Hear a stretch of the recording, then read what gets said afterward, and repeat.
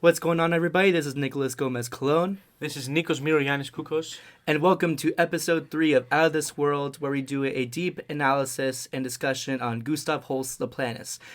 We are super excited to have you back. Welcome to episode 3. Today we'll be talking about Mercury, the winged messenger. I don't believe we're almost halfway there, and after those beautiful first two movements, Mars and Venus, now we arrived to Mercury, which is the winged messenger, and we want to explore, as always, the correlation between the subtitle of the movement, which is the winged messenger, with the music. Let's do a brief analysis and the specs, and let's see how those two work out.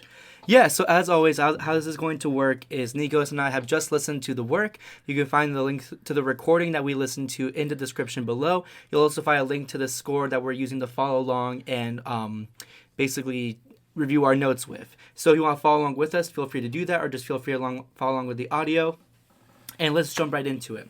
So the winged messenger, this is a pretty adorable little movement in comparison to the first two movements.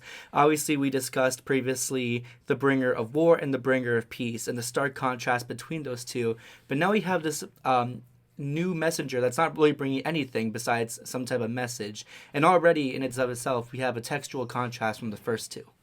So it's kind of an obvious reference, at least to me, to the actual god, which is in Greek mythology, it's Hermes. The Latin counterpart is Mercury, and he was literally the winged messenger, like bringing messages to the gods. And I think we should focus probably a little more to the first part of the two words, like the winged messenger. It has to do with flight, it has to do with speed, it has to do with lightness. That's what I would guess even before listening to the music. And guess what? The music proves every bit of that connection. It absolutely does, Nico. So looking at the music, we have this first off vivace tempo, which starkly contrasts our first two movements. The first movement was a pretty heavy march and a pretty moderato tempo. Second one was a little bit more spacious with these long legato phrases. All of a sudden now we're presented with our first vivace or viva tempo. So that already kind of contrasts and really encompasses the idea of flight. And Holst does some really beautiful text painting with this by having these long 8th note and 16th note runs that are passed all around the orchestra. So almost like he's painting the idea of like a bird or some type of human flying around various parts of the orchestra, hovering around, and really spreading that message between various sections, which I think is very interesting in text painting. So, great. Number one, flying means flying around from instrument to instrument. That's an obvious one. What about the harmony? I think it's even in measure one, you can see like two different chords in the same measure, which is they don't have a tight correlation. They probably have kind of a median relationship between them, but there is no sense of tonality, and probably that's something that's like fugitive, like wing, like flying away, like before you even have a grasp of harmony and the way the piece sounds generally, you are flying to a different chord, which is not functionally tightly related to the previous one. So that's I guess one other factor. Yes, exactly. And interestingly here, when we look at the actual music of this, we see a technique that's very popular in composition that we didn't really see too much of before, which is the idea of dovetailing. So what this basically means is if you were to have one long phrase, let's say for a woodwind instrument or for a brass instrument, it might be hard for one instrument or section to play that phrase the entire time because obviously, breath support and just the speed of things. So what composers will do is they'll have one half of the section play the first half of that phrase and then the other half rest, and then when it comes time for them to switch, they'll connect them together like a dovetail, and the second half will finish that phrase. The first half that was just playing will rest. And he really takes advantage of this quite a lot. And as I just mentioned, like he really brings on the idea of passing around this message, passing around this melody, and I don't think he would have been able to really achieve that effect of going around the orchestra without that effect of dovetailing. So it's very interesting to look at compositionally. So let's talk a little bit about the overall formal structure of the piece. When you listen to the first part of the planets, and it's kind of a big forte allegro one, and the second is kind of the opposite, so a slower movement and a more mellow one. So if that were a symphony, I mean, in strict symphonic terms, that would be kind of the intermezzo or the scherzo. It definitely sounds like that, and probably Holst already knew that, and he intended that to be something like that. But it's essentially in a ternary form, A, B, A prime. So the first it's the main theme with which we start, and then the second in the middle of the piece is kind of more lyrical, but still it sticks to the same idea of being light and being fugitive from instrument to instrument, mainly solos in that section, and for very light orchestration. So two different ideas, I mean two different themes, but the same unifying affect. Is that right? Absolutely. And it's interesting that you say fugitive because this connects directly to our discussion in the first episode where we talked about the idea of alienation. Like, what does Holst do musically that creates this alienated sound or this alienated effect that just so happens to connect with the idea of the planets and, life out there in a realm that for many humans can't really attest to knowing what it's like or what it's going to be like. So it's interesting to see how he plays that effect of alienation in narrativity throughout each movement of the work.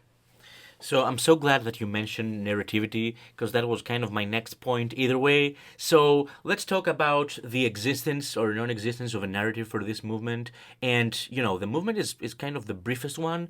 So we don't really need to talk about this length, but it's the essence of, is there a narrative? Is there a specific narrative? Is there a story? Or is it kind of like a piece of absolute music, as you would say, compared to the existence of a program? I say you could see it both ways. It's certainly structured as a whole, like as an absolute music piece. If you didn't know what this is about, you wouldn't need to find a story to support your being with the score and being with the music as an audience member. So, Nick, what's your thinking about that? Yeah, I definitely believe that this could be viewed both ways. One way in terms of connecting to the story of this work, but also there's enough musical material here to make it stand out on its own. And that I can safely say because when I first listened to this piece, it kind of reminded me of a scene from the fourth Harry Potter movie. So this scene, what happens is Harry goes to visit his owl Hedwig at the big tower in Hogwarts where all the owls are kept. So essentially what happens is he has to deliver a message using Hedwig to deliver the message. So the entire scene, it just shows him walking up the tower, encountering someone that he knows along the way. And while that's happening, a lot of fast-moving music like this is playing in the background. So obviously we're given this idea of, some type of delivery or some type of message that needs to be heard. And that connects directly to the character development that's happening in that particular scene in that Harry Potter movie. So I definitely think with that in mind, like there is enough material here to establish a story on your own or connect to really any other story. But I also want to hear what you think in terms of how it might connect to the entire work as a whole. It's certainly kind of a relief from the previous two movements, which despite their own content, they're kind of big and heavy in their own unique ways, each one.